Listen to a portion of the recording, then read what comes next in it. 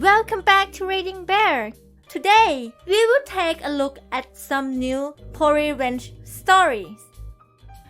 And if you enjoyed my content, please don't forget to subscribe to my channel and post some bear emojis in the comments. Let's go! First one is titled, Revenge of the Construction Workers. I am a teacher, and when I was younger, I would take summer jobs to supplement my income. One summer, I worked for a bricklayer named Jerry and heard an amazing story. I worked for Jerry in the mid-90s, so the story either happened in the early 90s or in the 80s. Here goes. The setting for the story was a community of small rural towns which had only one brick contractor. Jerry began his career as a bricklayer working for this contractor, a real jerk. Jerk and Jerk's son, adult, working the business with his father, would harass, belittle, and humiliate all their employees on a regular basis. No work was ever good enough and employees were told they weren't worth what they were paid. Not only did Jerk mistreat his employees, but he was equally rude to other subcontractors and to the general contractors who hired him. Since he was the only bricklayer in the community, there was nothing anyone could do about it. Needless to say, the turnover rate for the brick business was very high. The only person that stuck with Jerk and company was Jerry. Jerry told me that his father had instilled a self-confidence in him that Jerry could do anything he set his mind to do and that he should not evaluate himself according to what others said, but rather by the facts. Although Jerry was belittled by Jerk and son as were all other employees, Jerry was becoming a very good bricklayer. Jerry knew he was good, Jerk knew Jerry was good, but Jerk didn't know that Jerry knew he was good. Not only was Jerry a good bricklayer, he was very respectful to the boss who disrespected him. Jerk thought that Jerry was a naive pushover who was buying his head games. That would prove to be a huge mistake on his part. One day, Jerry was doing an exceptionally good job of laying brick. Not only was his craftsmanship amazing, he was laying brick at a high rate of speed so that he was making his boss lots of money. Of course, Jerk and son were belittling his work as though he was doing the very opposite. This scenario was being observed by the general contractor of the project. After work that day, the general contractor asked Jerry to stay behind so he could talk to him. As did every other construction worker in the community, general contractor hated working with Jerk. General contractor told Jerry that he had heard Jerk and son belittling him, and told him that he disagreed with everything Jerk was saying. He asked Jerry if he had ever considered going into business for himself. Jerry said that he would like to do that someday.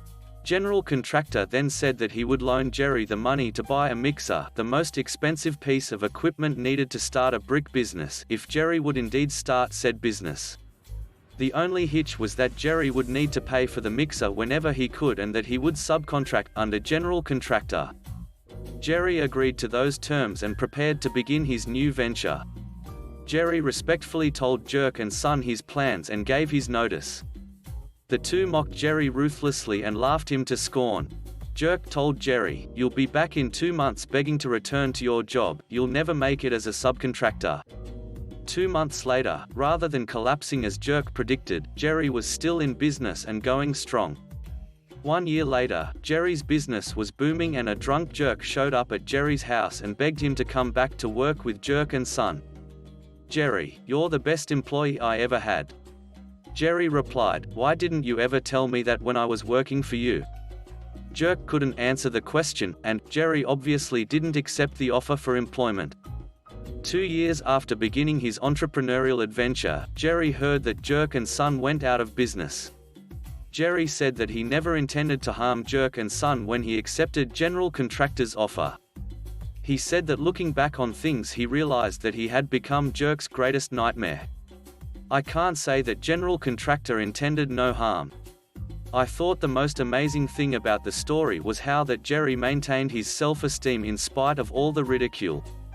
I also gained a respect for Jerry's father who instilled an unshakable self-confidence in Jerry." Edit. I contacted Jerry today, after 20 years, to let him know how highly you thought of him. He reminded me that his father was wheelchair-bound and accomplished so much in spite of his handicap. It was his father's overcoming huge obstacles that made Jerk's words seem to be such a minor obstacle to overcome. Next one is titled, My Brother Got Revenge on an Entire Town. My brother has always been a super hard worker, but he also has a temper. In his teens, he was promoted to manager of a local barbecue chain that has a few stores around the South in the US. It still has great barbecue and fantastic hot fudge cake dessert. The store he managed was the very first one and had only been open for a couple of years. It was located in a small town in the southern part of the Tennessee Valley, much like those quaint towns you see in Hallmark movies, except with more curvy roads. In fact, the barbecue place was located just past a blind curve that, if you did not know where it was, you would miss the parking lot and have to turn around. This town was also close to the corporate headquarters of a dairy farm famous for its ice cream, milk, and gigantic plastic cow mascot. The dairy would take this massive 14 feet plastic cow to various gas stations, restaurants, grocery stores, any place its brand was sold to promote their merchandise. They would bring the cow on a trailer and usually leave it for a while. One of those places was, you guessed it, the barbecue place my brother managed. Unfortunately, the cow would only fit in one spot, at the edge of the parking lot. Anyone driving through would come around the blind curve only to be confronted with the magnificent view of this giant plastic cow's butt. This did not set well with several residents of this small town, so they called to complain, several times a day. My brother couldn't move the cow, he didn't have any tools that could move it. He tried contacting the dairy place, but they refused to come and get it as well. I am not entirely sure why they wouldn't come get their cow, but I imagine after several days of hearing customer complaints, my brother was less than friendly with them on the phone. I think that cow sat in that parking lot for 2 weeks before my brother got fed up and exacted his revenge. One night after closing, my brother took a ladder, climbed as high as he could, and spread hot fudge cake all down the back end of this cow. This was super moist cake too, so it stuck like glue. His reasoning, if they are going to complain anyway, I'm going to give them something to complain about. Not long after that incident, the dairy came and got their cow. Next one is titled, You Want Your Clothes Back? Okay, go find them. So this was back a few years ago when I was in high school and worked at a huge well-known clothing store. I was working cash register, and it's company policy to check IDs when customers use credit cards and spend over $60. This is relevant later. A woman comes up to the register and has this massive pile of clothes, no problem of course, and I start to scan her stuff and make small talk. After scanning all of her clothes, her bill racks up to around $400. At that point I let her know the end sale price, and she hands over a credit card that clearly doesn't have her name on it. It was something like Michael, so I tell her that she'll have to provide ID as per the company policy. You can see then she gets agitated and says she doesn't have an ID to provide because the card is under her husband's name. I say, oh okay, I'm sorry ma'am, I cannot accept this form of purchase, would you happen to have another one? At that point she starts to freak out. She asked me if her husband can provide proof over the phone, and I say no. That's when she decides to go nuts. She screams at me and then shoves the massive amount of clothes over the counter, flips me off and storms out of the store. My co-workers all came over and asked if I was okay, to which I said yes, but that I needed to have some jump on register for me. A few hours later the lady comes back with her husband demanding all of the clothes that she had earlier, as it was usual for us to just throw our go-backs into a basket near us and put it back at the end of the day. This is where my revenge comes in. See, when I jumped off of register earlier that day, it wasn't to compose myself, it was so that I could put back all of the clothes she threw over the counter at me, so that when she came back, they always do, she had to go look for it all over again. When she came back she had to stand in line for a super long time, only for her to then greet me with a "Where are my clothes at?" I went to pick up my husband, since eating is apparently so important here. While rolling her eyes, I reply with these sweet words, "Oh ma'am, unfortunately all of the clothes that you picked out have been put back onto the racks. You'll have to spend some time looking for them again, unfortunately." She looked like she wanted to strangle me, but she walked away because her husband came in and said, "No problem, thank you." Poor guy was probably so embarrassed. Seeing that woman's face when I told her it had all been put back was euphoric to me, and seeing her take another 2 hours picking it all out again was even better. Next one is titled, How I Cost Ex-Area Manager Her Job. I've just been assigned online refresher training in preparation for reopening of the pub company I work for now that COVID lockdown is being relaxed. It's reminded me of my revenge a few years back, so I thought I'd share. The training included sections on pest management and anti-bribery legislation. I used to be a pub manager, and due to the sale of the pub I managed, I chose to accept a new pub with my current company instead of to pay to the new company. For the non-UK readers, I chose to move within the company instead of being sold with the site. It was a big mistake. I ended up in a problem pub with an awful micromanaging, corrupt area manager who had it in for me. Many stories I could tell about how bad she was, from allowing food hygiene laws to be broken, taking bribes to make us stock certain brands, to having affairs with managers in her area and favoring them. Eventually it exacerbated a mental health issue I have, and I had a total mental breakdown, 4 months off sick, close to being sectioned and put in a facility against my will for my own safety. I wasn't the first of her managers that ended up off with MH issues due to her either. Eventually I took a voluntary demotion for the sake of my own health and to get out of her area. Best decision I have ever made. Money isn't everything, and I'm in a much better place mentally now. Shortly after I started back at work, I heard she had left our company. Rumor was she was told to jump or be pushed. Scroll on a year or so and I was out with a friend having a catch-up in another pub chain, and I saw her sitting down with someone going through paperwork at another table. It looked to me like she was having a meeting with the pub manager, so I asked one of the floor staff who she was, saying I thought I recognized her. They said she was the area manager having a meeting with the pub manager. My revenge. Knowing her, I guessed she was probably doing the same things with the new company she worked for, so I anonymously put in a whistleblower complaint to both the Food Standards Agency and also to her head office from a throwaway email.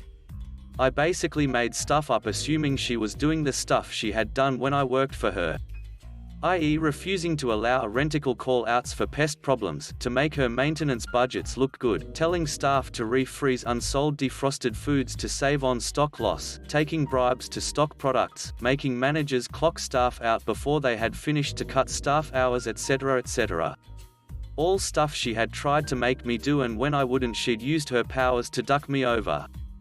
She couldn't discipline me for not breaking the law, but she could screw with my bonus and put me through hell in other ways. The fallout. The pub was closed with a prohibition notice and not allowed to reopen until a multitude of faults were fixed. Unless an outlet is really, usually they will give out improvement notices and give the company 2 weeks to sort things out. A prohibition notice means it was really bad and dangerous. This hit the local press in a big way, and they did several follow-up stories on it with her name mentioned frequently as it went to court. Unfortunately, I can't seem to find anything about the final outcome though. Here's hoping any future job she goes for Google her name before employing her. Personally, I wish I could find that she was locked up or fined. Next one is titled, You Don't Own the Road. Not my story, but that of my brother's friends, whom I did meet many times. It happened about 35 years ago, so details are not available. He was in his late teens and had some issues, so he didn't try to avoid confrontations, but he wasn't a bully or in a hole about it.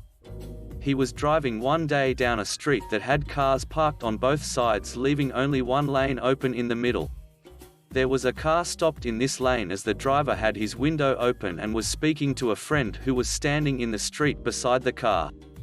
He stopped and waited for a minute with the expectation that he was seen and that either the conversation would end or the car would pull to the side of the road in an open space or in front of a driveway. Car didn't move, so he gave a short beep on his horn. The guy in the street turned and looked at him and then said something to the other driver. Car still didn't move. After a short wait, he gave a longer beep on his horn. Guy in the street indicated to his friend that he should move the car, but again driver decided to continue the conversation right where they were. At this point he had had enough. Stopped car was regular-sized sedan and he was driving a beat-up station wagon. I said this happened years ago. You can Google station wagon. so he drove right up to the stopped car until bumpers were practically touching. Still no response from other driver. So he started to move forward and push the other car. Once he got it moving, he continued pushing until he forced the other car across AT intersection, over the curb, and into a lawn. He backed away and then continued on his drive. As far as anyone knows, he never got in trouble for this. Next one is titled, Looking for My Dog? Okay, here he is. For context, I live on the ground floor of an apartment building, with a parking lot outside my bedroom window and a tree right next to it as well. My computer desk is next to the window, and on nice days I often have it open. We also have blackout screens that allow us to see out, however you can't see in from the outside unless you really go out of your way to. I have a corgi. If you're acquainted with the breed, you know that corgis are generally very vocal dogs that are a big dog in a small dog's body. They aren't squeaky like most small dogs and have a big dog bark. Winston is no exception but is pretty well trained and will generally hush or bark on command. Yesterday I was at my desk with the window open as usual and I noticed a man with two kids walking through the parking lot to go around the building. The little girl was holding Dad's hand, but the boy of about 7 to 8-ish was running ahead. Winston heard them and let out a little bark. I shushed him and went back to playing my game. The boy heard my dog though and came really close to my window. He was pressing his face to the screen and yelled, "I can't see it," back at his dad. Being less than 3 feet from the window, this made me super uncomfortable. The kid started to cup his hands to the window, which would have allowed him to really be able to see in through the blackout screen. I generally don't like kids, I like quiet and privacy, and even though my window was open I was feeling pretty invaded. I looked at Winston sitting next to me and in the lowest whisper I could said, "Get them." Winston is not mean or aggressive in any sense of the word, but get them is his go word for bark at them real big time and don't stop until you're told to. Winston lives for two things, barking and hurting our cat. This was his time to shine. He didn't waste a second and immediately started barking at the window as big and loud as his little lungs let him. He jumped up on the windowsill and was basically barking directly into this kid's face from inches away. The kid started shrieking, stumbled backwards and tripped over the same tree root that has made me eat dirt a few times. He went down on his butt pretty hard and started bawling. The dad yelled, "Stay out of people's windows then," and dragged him off. Winston barked until they were completely out of sight and we could still hear the kid crying until they were indoors.